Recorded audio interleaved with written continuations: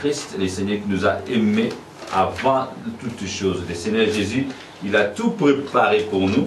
Et aujourd'hui, nous sommes là pour continuer, n'est-ce pas, à enrichir nos connaissances et aussi de nourrir nos âmes.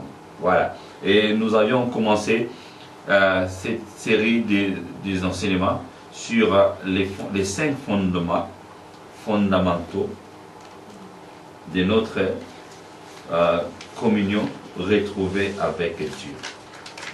Les 5 fondements fondamentaux de notre communion retrouvée avec Dieu. Et les jeudis passés, nous avions commencé par le premier point, qui était la rémission ultime des péchés par le corps de Jésus-Christ.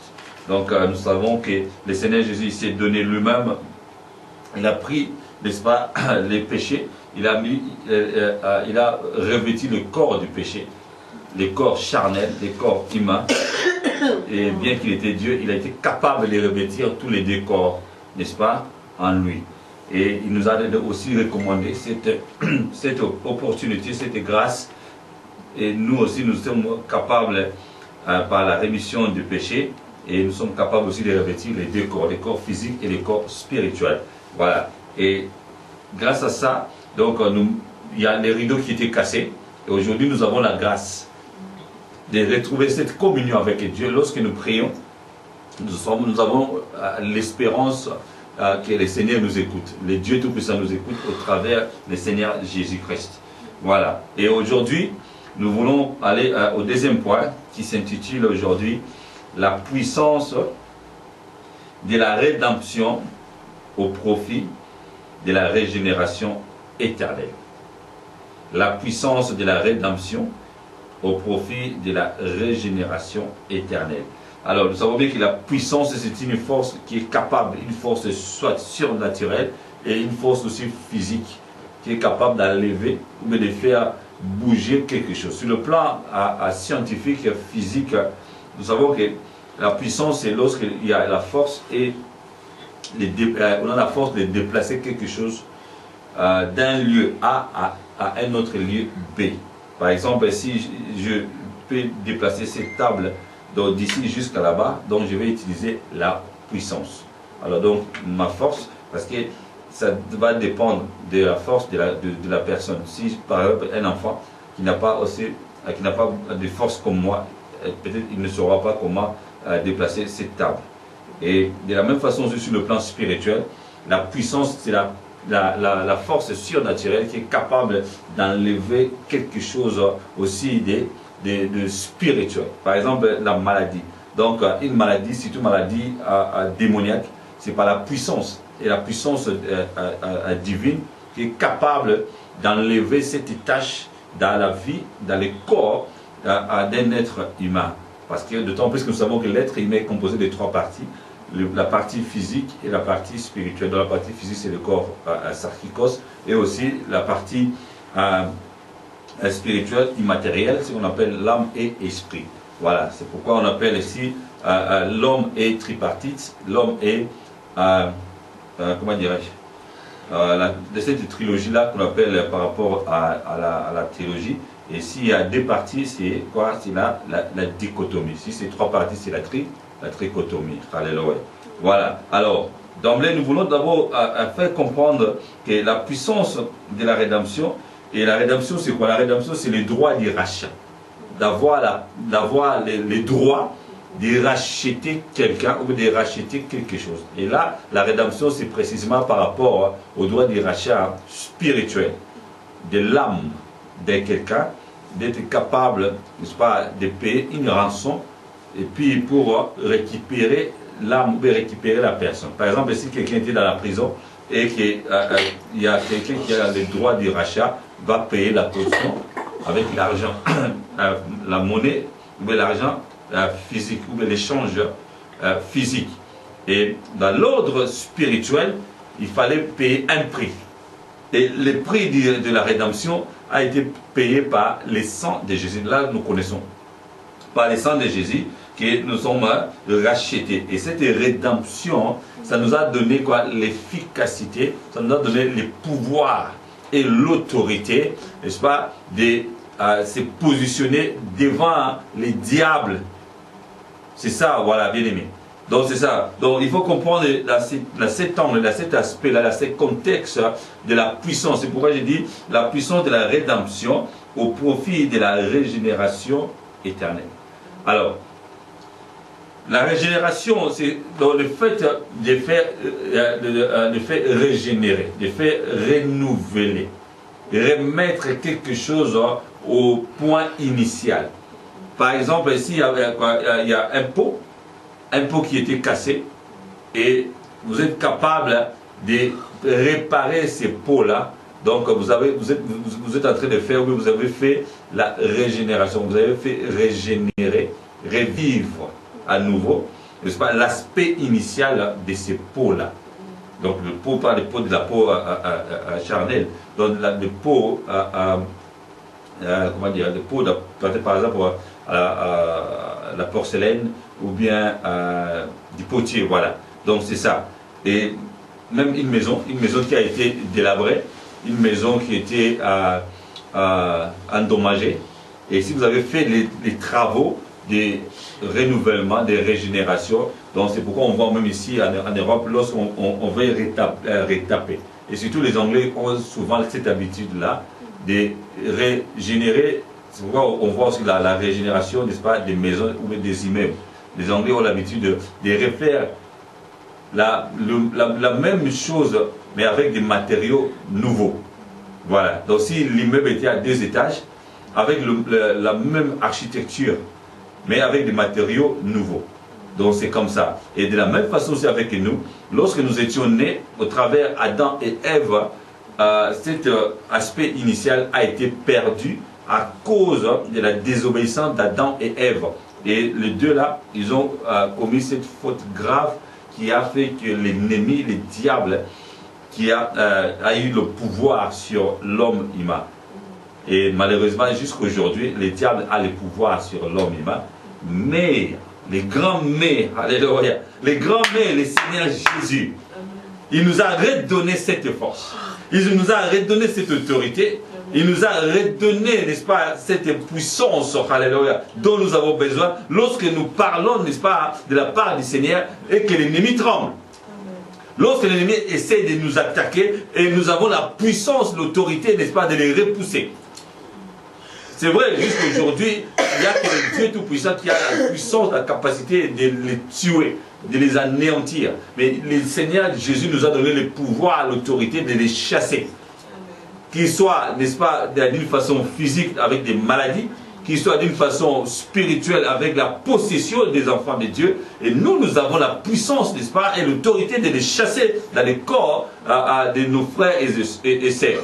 Et le Seigneur Jésus, dans le livre des Actes des Apôtres, chapitre 10, verset 38, la Bible déclare, le Seigneur Jésus parcourait partout, dans les villes et les villages, il faisait des biens. Donc il donnait du pain aux gens qui avaient faim, il donnait aussi, il savait que non, si quelqu'un a faim, il donne du pain. Si quelqu'un avait besoin de quelque chose, il donnait du travail. Et aussi, il guérissait ceux qui étaient malades. Et il faisait du bien, n'est-ce pas, à son peuple. Et il chassait, il repoussait les démons et les œuvres du diable. Donc, et la même autorité, il nous a été donnée et puis déléguée par le Seigneur Jésus. Donc nous avons cette autorité-là. C'est pourquoi nous allons commencer cet enseignement par le livre de Jacques. Jacques, chapitre 4, versets 5 à 8. Jacques, chapitre 4, versets 5 à 8. Alors, et ce message est scindé en 2 parties, à 2 points. Le premier point, nous allons voir la puissance, n'est-ce pas, par rapport au prix de la rédemption. La puissance de la rédemption par rapport à son prix. Et le deuxième point, nous allons voir qu'il y a quoi? Nous sommes régénérés. Nous sommes régénérés pour notre communion éternelle avec Dieu. Bien, mais nous sommes régénérés pour notre communion éternelle avec Dieu. Donc ce n'est pas que le diable il va encore revenir pour nous empêcher de vivre avec Dieu. Alléluia. Est-ce que vous comprenez ce que je suis en train de dire? Surtout le deuxième point, c'est très important. Le fait que nous sommes régénérés, donc nous sommes en train d'être renouvelés, donc ça sera continuel, permanent. De revivre, de vivre avec Dieu. C'est le même processus qui va continuer jusqu'au paradis. Donc la puissance de la rédemption, ça veut dire qu'aujourd'hui, nous sommes rachetés pour des bons, pour ne plus retourner dans la prison, pour ne plus retourner, n'est-ce pas, en dehors de la tour royale de notre Dieu.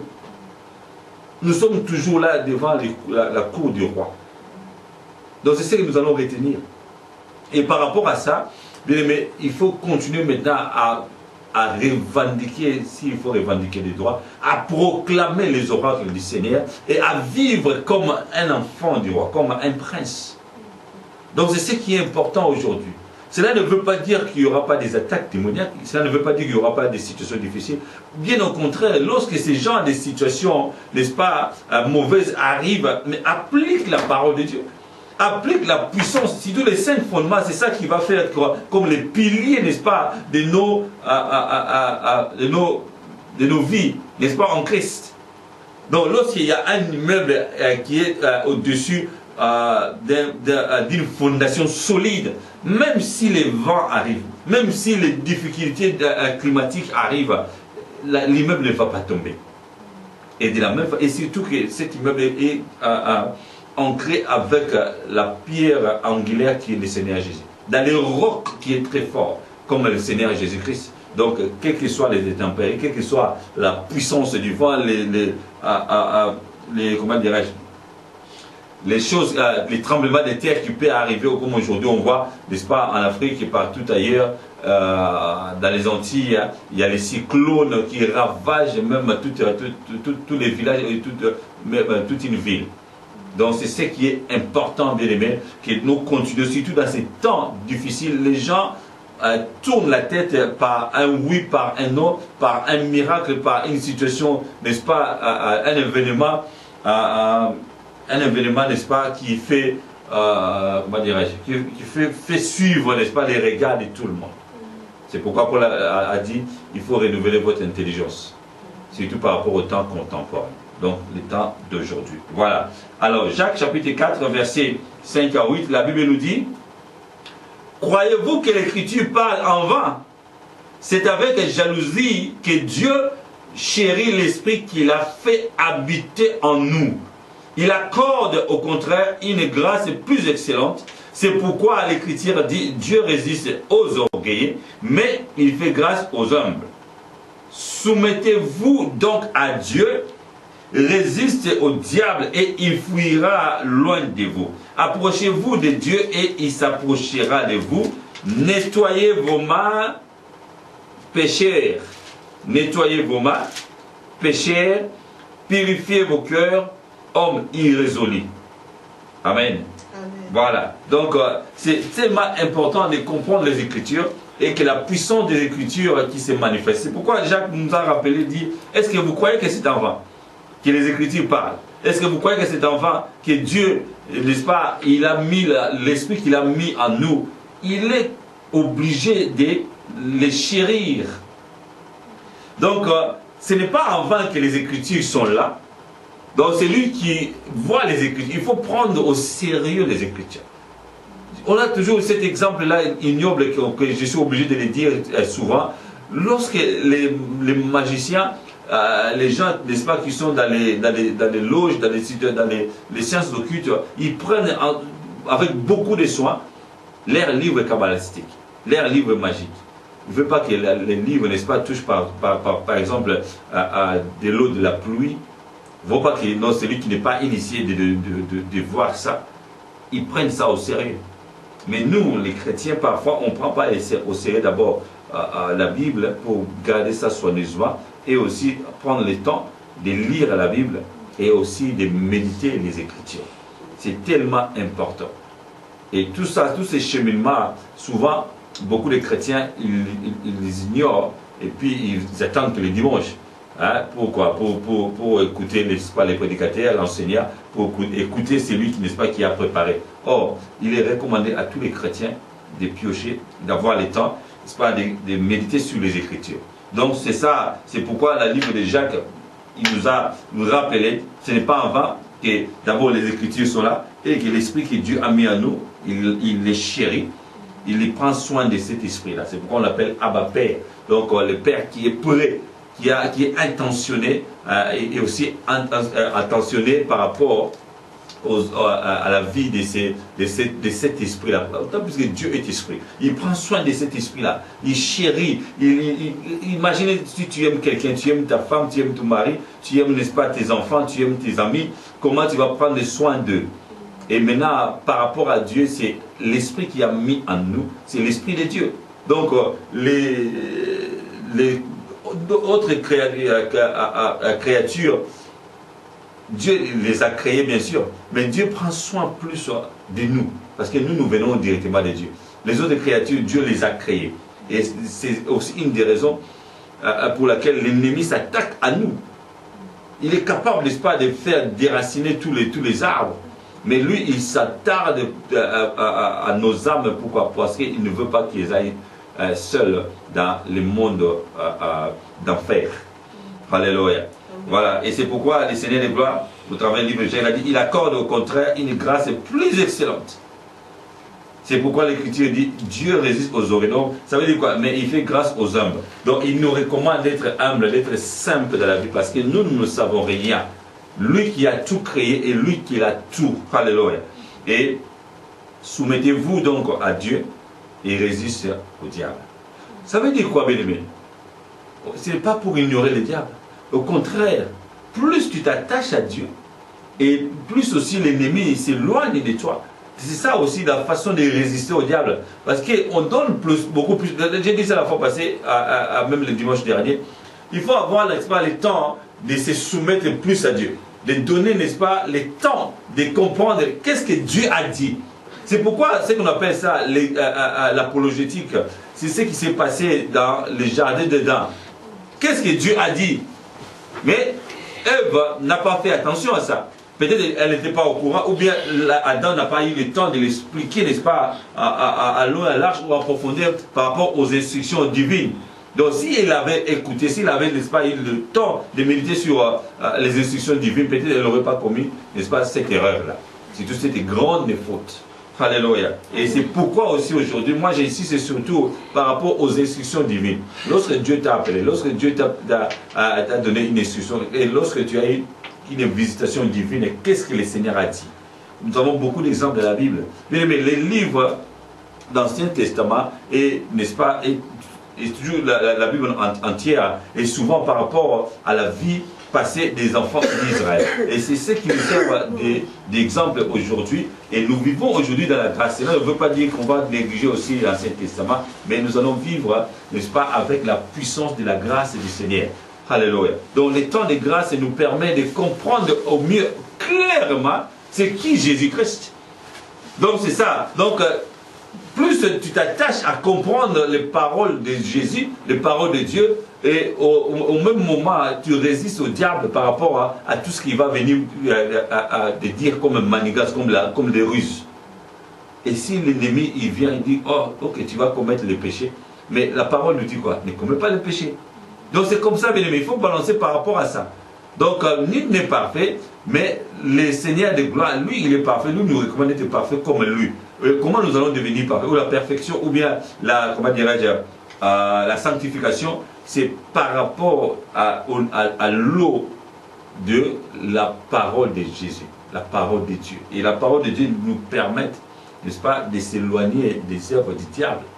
C'est pas la parole. Donc c'est pourquoi au commencement était la parole, et la parole a une puissance incommensurable, une puissance qu'on ne peut même pas mesurer.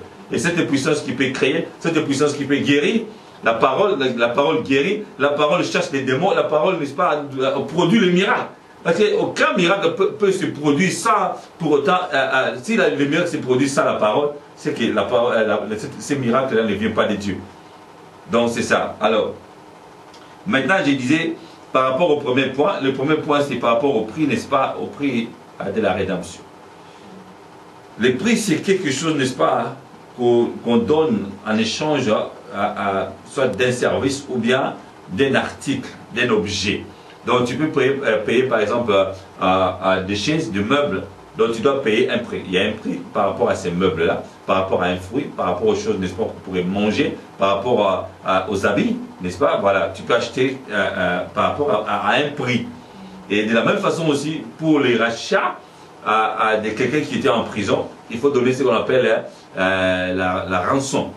Voilà. Et si tu payes ça, et c'est comme ça que la personne qui était en prison va être libérée. C'est comme un gage. Alléluia. Alors, nous étions, n'est-ce pas, devenus en captivité dans le monde du diable par rapport à ce que le diable a eu comme acquis. Il avait, n'est-ce pas, l'accès à nos vies. C'est pourquoi une des raisons aussi, il y a certaines personnes, ou bien, voilà, que les démons sont capables de posséder leur corps. Mais nous sommes les chrétiens, c'est ce que nous allons, n'est-ce pas, essayer de comprendre au mieux. Alors, c'est ça, les points, parfois, ça donne des discussions. Si les chrétiens, un véritable chrétien peut être possédé par les diables, ou par les démons. Bien, mais si tu es un vrai chrétien, ça sera difficile. Et surtout, le fait que tu sois chrétien, ça ne veut pas dire qu'on devient, n'est-ce pas, fainéant, ou bien de ne plus prier, ou bien méditer les Écritures. Or, au contraire, pour que tu sois de plus en plus fort, il faut méditer les Écritures, prier, gêner, imaginer, n'est-ce pas, les choses que Dieu est en train de te dire. C'est comme ça que tu vas devenir encore plus fort. Alléluia. C'est pourquoi même dans l'Ancien Testament, dès Chroniques 20 nous a dit clairement que pour être affermi, il faut croire à Dieu. N'est-ce pas? Il faut se donner à Dieu. Et c'est comme ça que Dieu va t'affermir, tu vas devenir encore plus fort. Mais si tu veux réussir ici-bas sur terre, écoute aussi les serviteurs de Dieu, parce que Dieu les a donné les mandats. Dieu les a appelés, les a mis à part. Pourquoi? Pour conduire les restes des hommes qui nous sommes tous aujourd'hui appelés à servir Dieu. Mais les élus sont, n'est-ce pas, mis à part. Pourquoi? Pour conduire les autres appelés. Alléluia. Donc c'est comme ça, bien aimés, que nous allons comprendre ce message. Et le prix du rachat, de la rédemption, il y a une puissance qui est venue directement. Parce que, par exemple, on peut racheter quelqu'un aujourd'hui, mais si les prix n'étaient pas exorbitants, mais les prix, n'est-ce pas, n'étaient pas conséquents, et on peut revenir encore pour prendre la personne pour le mettre encore en prison. Mais ce que le Seigneur a donné, c'est les sangs. Il n'y a aucun autre, n'est-ce pas, il y a aucun objet, n'est-ce pas, de comparable. On ne pourrait jamais comparer les sangs de Jésus avec, même avec les diamants, les matières précieuses dans ce monde. Donc Jésus a donné les sangs. Les sangs s'est manifesté. Et c'est par rapport à Dieu. Et Dieu n'avait plus le choix, n'est-ce pas, de faire quoi? De nous faire ramener dans cette communion-là. Alléluia. Parce que c'est ça, n'est-ce pas, le sujet général, c'est le thème général, c'est pourquoi les fondements qui vont nous permettre de retrouver la communion avec Dieu. Mais nous sommes maintenant un avec Dieu. Nous sommes maintenant, n'est-ce pas, comme on dit en anglais, close knit. Hein? Close knit, donc entre la peau et la chair. Donc nous sommes comme ça. Donc il n'y a personne, il n'y a rien aujourd'hui qui puisse nous séparer avec Dieu. Mais sauf qu'il n'y a que là la parole. Parce qu'il avait dit dans le livre Hébreux chapitre 4, verset 12, hein, la puissance de la parole est encore efficace. Donc elle est capable, la parole de Dieu est capable de séparer quoi? L'âme et l'esprit, les jointures même, n'est-ce pas, de la vie du corps humain. Donc c'est quelque chose de très puissant. Donc c'est pourquoi, bien aimé, le prix de la rédemption, aujourd'hui, bien aimé, parfois on fait l'œuvre de Dieu comme ça. Le Seigneur a dit, il y a n'est-ce pas, la moisson est grande et il y a peu de voués. Moi je conçois et j'encourage en tout cas les gens, c'est ça aussi une partie de mon ministère, d'encourager les gens, d'encourager n'est-ce pas, les gens à entrer, à travailler, à faire, n'est-ce pas, à l'œuvre de Dieu. Mais le problème c'est que il y a aussi certaines, entre autres les gens, n'est-ce pas, qui entrent comme ça, ne prennent pas au sérieux les Écritures et aussi par rapport à leur message, parce que ce n'est pas de la blague de servir Dieu, ce n'est pas de la blague de se réunir ce soir.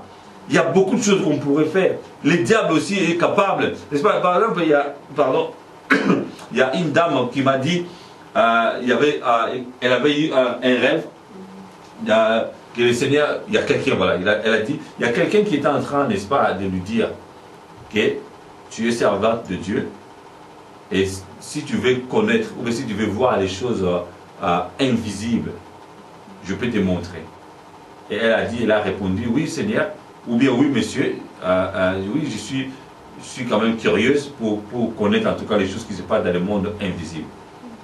Et du coup, paf, elle a vu ses yeux spirituels s'ouvrir et voir comment, n'est-ce pas, les démons sont en train d'opérer dans le monde. Donc les démons, comme on le sait, ils sont en train, n'est-ce pas, de jeter les mauvais sorts. Comme on dit, voilà. Donc, dans le monde, dans la vision, elle comprenait. Dans les songes, elle comprenait que ce sont les mauvaises choses. Donc les démons mettent des maladies, des pièges, des déviations. Comme on voit quand on est en train de construire, n'est-ce pas, on répare une route ou bien on construit une route, comment on fait les déviations pour que les gens ne viennent pas. Voilà, c'est comme ça aussi. Donc il y a une destinée. Et le diable, parfois, il fait dérouter les gens pour qu'ils ne aillent pas vers leur destinée. Et les anges de Dieu sont là aussi. Et le plan divin est là. Maintenant, nous avons ce qu'on appelle une part de responsabilité. C'est ça, ce que je suis en train d'insister. Soumettons-nous à Dieu. Parce que le Dieu va nous faire montrer les chemins à suivre au travers le Saint-Esprit. Donc, si tu t'attardes à savoir qu'est-ce que l'ennemi est en train de faire, mais tu sauras ce que l'ennemi est en train de faire, dis-moi maintenant. Par exemple, pendant 5 jours, au lieu de prier, de méditer, de lire la Bible, toi tu t'attardes à savoir comment, n'est-ce pas, mes ennemis ou bien les démons, les sorciers de ma famille est en train, n'est-ce pas, ou bien s'il y a des alliances démoniaques dans ma famille. Mais à un moment donné, tu sauras. Mais est-ce que quand tu le sauras, est-ce que ça sera la solution immédiate? Peut-être pas. Or, Dieu nous épargne, n'est-ce pas, ces petits détails-là. Dieu nous épargne. Si jamais il y a quelqu'un, n'est-ce pas, qui est ignorant, quelqu'un, n'est-ce pas, qui ne comprend pas la parole, la portée de la puissance de la parole de Dieu, alors les serviteurs de Dieu, nous sommes là pour prier pour la personne et que le Seigneur va faire grâce. Par exemple, lorsque Paul a prié pour les 12 disciples qui n'avaient pas connu le baptême de feu. Donc, ils étaient des chrétiens, ils croyaient en Dieu, ils croyaient en Jésus-Christ, mais ils avaient eu que simplement les baptêmes des gens, les baptêmes de repentance. Or, après les baptêmes de repentance, il faut avoir aussi les baptêmes de feu. Donc ça veut dire quoi? De savoir parler en langue et de revêtir la puissance du feu du Saint-Esprit de Dieu. Parce que le feu du Saint-Esprit de Dieu est capable de consumer les œuvres du diable. Donc c'est pourquoi Paul a prié pour eux, et la Bible dit, et aussitôt il y a eu la manifestation du Saint-Esprit, ils ont commencé à parler en langue, ils étaient baptisés du feu du Saint-Esprit. Donc c'est comme ça. Donc plus tu te soumets à Dieu, donc tu te confies à Dieu, plus tu suis, n'est-ce pas, ce que Dieu est en train de te dire. C'est comme ça qu'Adam l'aurait fait dans les jardins d'Éden, pour continuer à vivre dans la paix, dans la joie, dans le bonheur. Mais eux, au travers, bien sûr, ils ont écouté, comme je disais, l'apologétique, ils n'ont pas fait l'apologétique. Donc ils n'avaient pas eu le temps de se défendre. C'est pourquoi, n'est-ce pas, 1 Pierre 3, 15 nous dit, il faut, n'est-ce pas, se défendre. Et lorsque vous vous défendez, il faut appliquer ce qu'on appelle le respect et la douceur de la parole. C'est ça l'apologétique. Donc c'est faire, pas de s'excuser, mais de faire la défense de ta foi. Moi, je crois en Jésus-Christ, c'est parce que j'ai cru d'abord par sa grâce et j'ai confessé de ma bouche que le Seigneur Jésus est devenu mon Seigneur personnel et mon roi. Voilà. Et c'est comme ça que je vais commencer à vivre par rapport à son Esprit Saint qui va me diriger. Bien aimé, donc il y a toujours des chemins. Donc il y a un chemin sur lequel le Saint-Esprit de Dieu va te diriger parce que lui il est devant, il voit tout, il connaît tout. Et il y a l'autre chemin, si tu veux utiliser ta propre conscience ou ta propre sagesse, tu vas suivre le chemin, n'est-ce pas, vers la perdition. Et c'est ce qui s'est passé. Même dans le paradis, il y a eu la présence de Dieu parce que Dieu est omniprésent. Donc Dieu n'était pas absent, n'est-ce pas, en réalité. Dieu est omniprésent. Il était là. Mais pourquoi il n'a pas réagi? Lorsque l'ennemi était en train, n'est-ce pas, de séduire Ève pour désobéir à son instruction et à sa loi. C'est pourquoi Dieu, parfois, n'est-ce pas, avec sa souveraineté, il laissait les choses, le libre arbitre. Mais lorsque le Seigneur Jésus est venu, alléluia, le Seigneur Jésus, il a compris que le diable qui était Lucifer, descendu ici-bas sur terre, animé d'une très grande colère. C'est ça, bien aimé, la puissance de la rédemption, alléluia. La puissance de la rédemption au profit de la régénération éternelle. Parce que c'est que Jésus a fait, il a fait ça pour les... On a reçu par la grâce, et cette grâce-là, le Seigneur a répandu ça sur nous. Le Seigneur Jésus a donné, le Seigneur Jésus s'est sacrifié, et cette grâce-là est venue sur nous. Donc on ne peut même pas, n'est-ce pas, se battre la poitrine par rapport à ça. Et ce que nous sommes en train de faire, il faut maintenant suivre, n'est-ce pas, par rapport à quoi? Maintenant, allez, dans le verset 9. Le verset 9 dit, nous faisons, pardon. Il nous a fait. Nous faisons connaître voilà. les mystères. Les mystères de quoi? De sa volonté. Selon quoi? Selon la bienveillance. Les bienveillances des saints qu'il avait formés en lui-même. En lui-même. Attends, avant d'aller au verset 10. Qui a fait tout ça? C'est Dieu. Amen. Par rapport à quoi? Par rapport à sa volonté. Et c'est quoi les bienveillances des saints? Ça veut dire quoi? Son projet. Ça veut dire son plan divin. Parce que Dieu a planifié ça, mais l'ennemi ne savait pas ça. Lucifer ne savait pas ça. Il est devenu Satan, il ne connaissait pas ça. Et il a mis le Seigneur Jésus au milieu. Pourquoi? Pour qu'il répande cette grâce de la rédemption en nous. Seigneur Jésus n'avait pas besoin de la rédemption. Il est Dieu, il était Dieu. Alléluia. Amen. Voilà. Est-ce que Seigneur Jésus avait besoin de la rédemption? Non. Mais il s'est sacrifié. Il a donné quoi? Son sang. Et son sang a fait quoi? Il nous a régénérés. Il nous a donné la vie. Et il nous a remis, n'est-ce pas, cette communion avec Dieu. La communion qui était cassée, comme on dit en anglais, we were cut off, out of the power of God. Donc on était à l'écart de la puissance du royaume de Dieu. C'est pourquoi le Seigneur de gloire, il a tout fait cela. Et il a répandu avec quoi? Avec la sagesse et l'intelligence divine. Amen. Au verset 10. Verset 10. Pour les mettre en exécution, oui. Lorsque le temps sera accompli. Wow. De réunir toutes choses en Christ. Oh, gloire à Dieu. Celles qui sont dans les cieux et celles qui sont sur la terre. Amen. Alléluia. On acclame Alléluia pour la gloire. Ce sont les écritures merveilleuses, bien-aimés. C'est pourquoi j'ai commencé avec le livre de Jacques. Il dit, ce n'est pas en vain les écritures. C'est tellement beau, c'est tellement merveilleux de comprendre les écritures, bien-aimés. Alléluia. Le Seigneur de gloire, il a tout fait ça en qui? En Jésus-Christ. Il a tout réuni en Christ. C'est quel genre de choses? Les choses qui sont où? Dans les cieux et qui sont ici-bas sur terre. Donc c'est ça, bien-aimés. C'est pourquoi le prix de la rédemption, c'est pour la régénération éternelle. Ce n'est pas ponctuel, ce n'est pas temporel, c'est pour l'éternité, c'est intemporel. C'est juste, il n'y a pas le temps par rapport à ça. Donc c'est pourquoi Paul parfois il dit, mais est-ce que vous avez besoin de faire revenir le Seigneur Jésus sur la croix à tout moment? Non. Donc maintenant, soyons fixés nos regards. Se soumettez, n'est-ce pas, à Dieu. Et pendant que vous vous soumettez à Dieu, si l'ennemi arrive, vous allez faire quoi? Vous allez résister. Par exemple, les enfants d'Israël, ils étaient en Égypte, hein, le Seigneur les a fait, n'est-ce pas, libérer, et derrière il y avait quoi?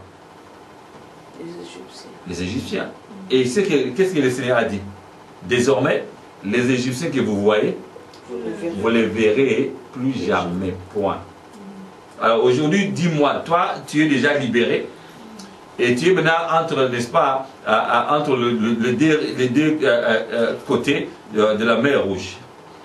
Derrière, les ennemis sont en train, n'est-ce pas, de se noyer. C'est pourquoi, je crois, le dimanche ou le jeudi dernier, j'ai dit, ce n'est pas toi qui as la force d'écraser les ennemis. Toi, tu vas prier, tu vas déclarer. La puissance de la parole se manifeste. Qui manifeste sa puissance? C'est Dieu, n'est-ce pas? Donc, les ennemis vont être écrasés. S'il veut que les ennemis, n'est-ce pas, s'entretuent entre eux, ça, ce n'est pas ta prérogative. Si le Seigneur de gloire, il veut que les ennemis, n'est-ce pas, soient KO automatiquement, ça c'est lui qui va faire ça. Toi, ton devoir, tu n'as pas de responsabilité de prier, de lire la Bible, de croire à ce que tu es en train de proclamer les oracles de l'Éternel, de croire à la personne que le Seigneur a envoyée, et surtout en l'occurrence Jésus-Christ. Parce que la puissance christocentrique se manifeste en Christ, dans la parole. C'est ça, bien-aimé. Donc aujourd'hui, nous avons moi personnellement, j'ai la hargne, n'est-ce pas? Je suis tellement virulent pour proclamer les oracles du Seigneur au lieu de s'attarder avec les tactiques démoniaques. Comme je dis toujours, n'est-ce pas, la façon que je m'exprime, n'est-ce pas, my body language, il y a une main qui va devant, l'autre va derrière. Et c'est comme ça aussi, n'est-ce pas, dans les corps de Christ, chacun a une mission spécifique. On voit mes yeux, n'est-ce pas, mes oreilles, peut-être ma partie supérieure, mais les orteils, on ne les voit pas. Est-ce que c'est moins important? Non. C'est ça, bien-aimé. Il faut maintenant s'attarder à la puissance de la grâce du Seigneur Jésus-Christ. C'est ça la parole de Jésus. Donc, que tu ne crées rien, tu n'as pas créé quoi que ce soit. On a eu les messages du dimanche, je dis quoi? Nous avons été formés avec l'estime, c'est quoi qu'on l'estime? La vapeur et la poussière de la terre. Et les deux mélangés, malaxés, ça devient de la pluie. Et à partir de ça, le Seigneur a fait quoi? Le grand potier, il a formé l'homme. Et lorsqu'il a formé l'homme, il fallait mettre quoi? Les souffles de vie. C'est pourquoi on a dit, il faut vivre, n'est-ce pas? Living forever. Living with the eternity mindset. Vivre avec la pensée de l'éternité. Alléluia. Bien aimé, il ne faut pas avoir peur, n'est-ce pas, des problèmes. Il ne faut pas, n'est-ce pas, être soit affaibli par rapport aux maladies de tout genre, de toutes sortes de maladies, les maladies incurables ou curables, ou bien la puissance du diable lorsqu'il s'amène devant ta vie, que ce soit en physique ou en esprit. Il faut avoir la puissance, n'est-ce pas, de repousser les diables. C'est pourquoi, quand tu appliques la sagesse et l'intelligence de Dieu, et tu repousses les œuvres du diable. Alléluia. Voilà. Et le deuxième point, c'est, comme je disais, la régénération, n'est-ce pas, de notre communion éternelle avec Dieu. Et ça, nous allons rapidement dans le livre de Tite, chapitre 3, verset 1 à 8. Je vais lire ça rapidement. Et Maman Ida, toi, tu prépares la conclusion dans le livre de Hébreux, chapitre 9, verset 11 à 12. Alors, lisons d'abord Tite, chapitre 3, verset 1 à 8. Tite chapitre 3, verset 1 à 8. Et la Bible déclare, rappelle-leur d'être soumis aux magistrats et aux autorités, d'obéir, d'être prêts à toute bonne œuvre. D'être prêts à toute bonne œuvre. C'est le point qui nous intéresse. Et associé avec 2 Timothée chapitre 3, verset 16 à 17, à la fin des 17, c'est quoi? Lorsque toute écriture inspirée vous enseigne, vous corrige, vous instruit et aussi, n'est-ce pas, vous convainc. Et à la fin du verset 17, pourquoi? Afin que l'homme de Dieu devienne comme moi, apte à toute bonne œuvre. Alléluia. Et c'est comme ça que je reprends avec le livre de Tite. Au verset 2, il dit de ne me dire de personne. Donc il n'y a pas de gossip, comme on dit, de me dire, donc de dire n'importe quoi par rapport aux autres personnes, et d'être pacifique, modéré, plein de douceur envers tous les hommes.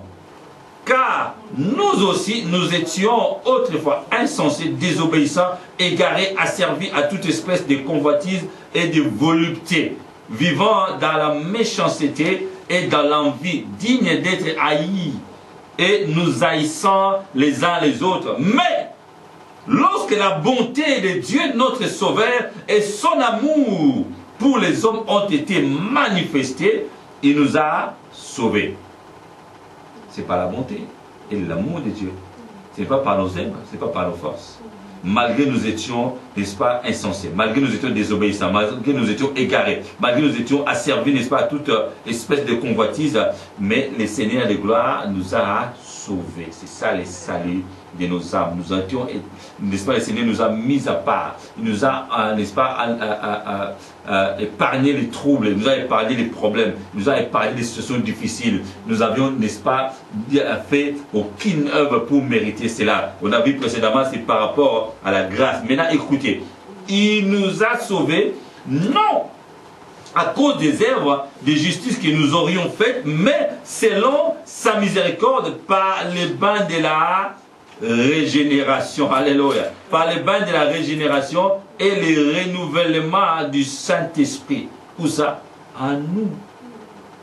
Au-dedans de nous. Dans notre vie.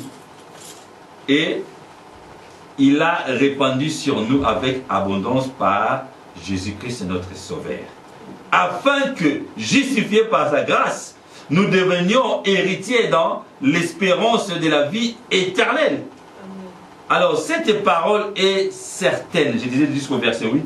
Cette parole est certaine. Et je veux que tu affirmes ces choses afin que ceux qui auront cru en Dieu s'appliquent à pratiquer de bonnes œuvres. Voilà ce qui est bon et utile aux hommes. Donc, précédemment, ce n'était pas par rapport aux œuvres, mais après avoir reçu, n'est-ce pas, la puissance de la régénération éternelle. Maintenant, qu'est-ce qu'il faut vivre? Qu'est-ce qu'il faut faire? Vivre maintenant avec les œuvres que nous aurions fait auparavant, mais maintenant nous allons le faire grâce à cette grâce. Voilà, je peux dire cette tautologie.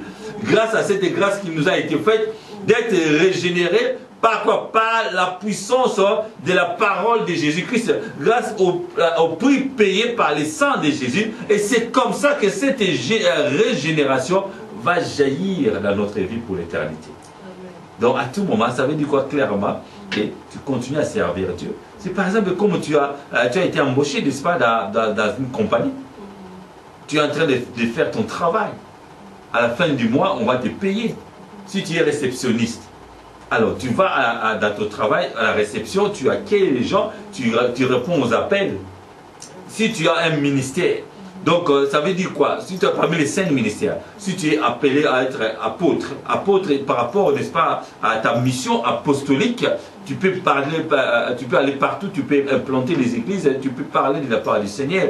Donc tu as été appelé à être prophète, prophétesse de Dieu, tu parles par rapport à ton ministère prophétique, n'est-ce pas, de proclamer les oracles du Seigneur, des révélations, n'est-ce pas, par rapport à l'église, ce qui ainsi dit l'Éternel, toi tu le répands dans la vie de l'église, dans la vie des gens. S'il y a, n'est-ce pas, une prophétie qui a été donnée pour quelqu'un, tu le dis clairement, net, et puis à l'accord avec la puissance, n'est-ce pas, de la parole de Dieu. Si tu es évangéliste, tu vas évangéliser, tu gagnes les âmes, alléluia, pour l'église de Dieu. Si tu es pasteur, n'est-ce pas, tu prends soin des brebis, tu enseignes le peuple de Dieu, tu prends soin, n'est-ce pas, les gens qui sont fatigués, les gens qui ont des problèmes de situations difficiles, tu apaises leur cœur avec la puissance de la parole de Dieu. Si tu es enseignant ou bien docteur de la parole, tu prends le temps, n'est-ce pas, de piocher et de décortiquer les Écritures pour faire comprendre au mieux en profondeur la parole de Dieu. C'est ça ce que nous sommes en train de faire, ce que nous devrions faire, n'est-ce pas, dans l'œuvre de Dieu. C'est comme ça que nous nous soumettons à Dieu. Donc chacun a sa mission, chacun, n'est-ce pas, dans l'œuvre à laquelle le Seigneur lui a appelé. Alléluia. C'est pourquoi, bien aimé, oh alléluia, il y a puissance de la parole du Seigneur qui va se manifester. C'est un enseignement puissant, bien aimé. Il y a une puissance dans la rédemption, n'est-ce pas, par la puissance de notre Seigneur Jésus-Christ, au profit de notre régénération éternelle. Ce n'est pas... c'est pourquoi on a eu le dimanche dernier, n'est-ce pas? On a eu Apocalypse chapitre 22. Et la Bible nous a dit quoi? Donc, au milieu, n'est-ce pas, de la cité du jardin, du paradis, il y a un arbre, n'est-ce pas, avec des fruits qui les fruits qui sont donnés chaque mois. Pourquoi? Pour la guérison, n'est-ce pas, des malades et pour la régénération éternelle. Donc à chaque fois nous mangeons ces fruits-là, spirituellement, ça nous régénère, ça nous renouvelle notre alliance avec Dieu. Et pour l'éternité, ce n'est pas pour un temps, ce n'est pas pour quelques siècles, mais au siècle des siècles. C'est ce que nous sommes en train de faire aujourd'hui, bien-aimés. Si tu t'accroches, n'est-ce pas, à la mission à laquelle tu as été confié par Dieu, c'est comme ça que tu vas être heureux. Le problème, c'est qu'aujourd'hui, les gens cherchent, n'est-ce pas, à vivre la vie des autres, à copier comment les autres personnes sont en train de vivre. Et puis, n'est-ce pas, d'avoir la convoitise. Là, Paul l'a dit clairement. Donc, au passé, nous étions comme ça. Nous voulons vivre selon, n'est-ce pas, la convoitise de nos chairs. Et aujourd'hui, nous sommes régénérés par la puissance de la parole de Dieu. Alléluia. Amen. Amen. Amen. Voilà, maintenant, avec la conclusion dans le livre d'Hébreux, Hébreux chapitre 9, versets 11 à 12. Hébreu. Je lis au nom de Jésus. Amen. Mais Christ est venu comme souverain sacrificateur des biens à venir. Il a traversé les tabernacles plus grands et plus parfaits qui n'est pas construit des mains d'hommes, c'est-à-dire qui n'est pas de cette création. Voilà. Et il est entré une fois pour toutes. Une fois pour toutes dans les lieux très saints. Dans les lieux très saints, non avec les sangs des boucs et des veaux, mais avec avec son propre sang, ayant obtenu une rédemption éternelle. Oh, gloire à Dieu. Amen. Alléluia. Mais c'était ma merveille de comprendre les Écritures. Amen. La puissance, n'est-ce pas, de la puissance du sang de Jésus. Et cette régénération, il a obtenu avec son propre sang. Et il a donné, n'est-ce pas, cette rédemption éternelle. Dis-moi, est-ce que Jésus-Christ va revenir chaque mois ou bien chaque année comme auparavant? Est-ce qu'il est venu avec les sangs de boucs ou les sangs de veaux? Non, avec son propre sang. Dis-moi maintenant, si tu ne crois pas à la puissance du sang de Jésus, si tu ne crois pas, n'est-ce pas, à la puissance des Écritures, et Paul a dit, les Écritures, Jacques plutôt, il a dit, ce n'est pas en vain, les Écritures sont là. Maintenant, si tu veux croire plus à la parole des hommes, tu veux croire à ce que les hommes sont en train de dire, et pourquoi pas écouter la puissance de la parole de Jésus? Jésus a dit que vous êtes sauvés, Jésus a dit que vous êtes bénis, Jésus a dit que vous êtes, n'est-ce pas, je vous donne ma paix. J'ai fait cela pour vous, une seule fois pour toutes. Et ce que j'ai fait, ce n'est pas dans les tabernacles que le Seigneur avait recommandé à Moïse de bâtir, de construire. Ce n'est pas un édifice qui a été construit par la main d'homme. Parce que ça, c'est la vie spirituelle. Ça commence d'abord dans le monde spirituel avant de matérialiser les choses dont je suis en train de parler. Alors pourquoi les gens ne veulent pas croire, bien-aimés? Toi, tu as écouté, n'est-ce pas, cet enseignement. Il faut écouter et comprendre. Il ne faut pas tellement écouter et puis de laisser passer. Alléluia. Donc ça rentre et puis ça va rester. Ça rentre dans une oreille et que ça reste au fond de toi. Et que ça se manifeste dans ta vie de tous les jours. C'est comme ça, bien-aimé, que nous allons avancer avec Dieu. Que nous allons, n'est-ce pas, expérimenter les miracles de la parole de Dieu. Ce ne sont pas les hommes qui produisent les miracles, c'est Dieu. Nous savons que non, malheureusement, l'ennemi aussi, lui, il copie les miracles. Mais les véritables miracles, c'est de la parole de Dieu. Et que tu vas vivre pour l'éternité. Tu es régénéré pour l'éternité. Le Seigneur Jésus, n'est-ce pas, t'a racheté pour l'éternité. Et cette rédemption, c'est une rédemption éternelle. Alléluia. Et que la gloire du Seigneur se manifeste. Toi qui m'as suivi, nous qui sommes là, que l'onction du Saint-Esprit de Dieu se manifeste. Et que ta vie, n'est-ce pas, soit transformée. Et que l'onction de la régénération éternelle se manifeste. L'onction de la puissance de la rédemption éternelle se manifeste. Afin que chacun de nous comprenne que ce que le Seigneur a fait, ce n'est pas en vain. Ce que le Seigneur Jésus a accompli sur la croix, c'est vraiment de la réalité. C'est de la vérité pure et simple. Alléluia. C'est de la pureté de la parole de Dieu qui se produit et qui se manifeste au quotidien. Et c'est pour l'éternité que ça va continuer. Ce n'est pas pour donner, n'est-ce pas, de l'espace à l'ennemi. Ce n'est pas pour donner l'espace de démons. Ce n'est pas pour donner l'espace aux hommes. C'est pour comprendre la puissance de la parole de Dieu. Pour qu'il reste dans ton cœur. Que le Seigneur Jésus entre et il reste. Et que la parole de Dieu, lorsque tu écoutes la parole de Dieu, ce n'est pas parce que tu vas tous les jeudis ou tous les dimanches à l'église et que tu reviens toujours la même personne. Non, pour que tu sois transformé. Et la puissance de la régénération se manifeste. Le Seigneur Jésus a laissé, n'est-ce pas, le trône de gloire. Il est venu avec son propre sang. Il s'est manifesté puissamment. Il a donné, n'est-ce pas, sa vie. Il t'a aimé avant que toi tu commences même à faire quoi que ce soit. Il s'est sacrifié. Il a pris ton péché aujourd'hui pour que tu vives dans la paix, tu vives dans la joie, pour que tu progresses dans la vie aujourd'hui ici-bas sur terre. Et parce que la Bible dit que le Seigneur Jésus a tout. Et Dieu de gloire, il a tout mis, il a tout centralisé. C'est ça le christocentrisme. Amen. Tout centralisé sur Jésus-Christ. Afin qu'aujourd'hui que tu croies. Mais tu ne veux toujours pas croire. C'est ça l'aberration. C'est ça ce qui est malheureux dans la vie des chrétiens aujourd'hui. Croyons à Dieu et croyons à Jésus. Et croyons sur toi sa parole. Et notre vie ne sera plus jamais la même. Amen. Que Dieu vous bénisse. Alléluia. Gloire à toi, les rois des gloires. La puissance des puissances au nom de Jésus. Amen. Amen. On acclame très fort pour la gloire de notre Seigneur Jésus. Alléluia.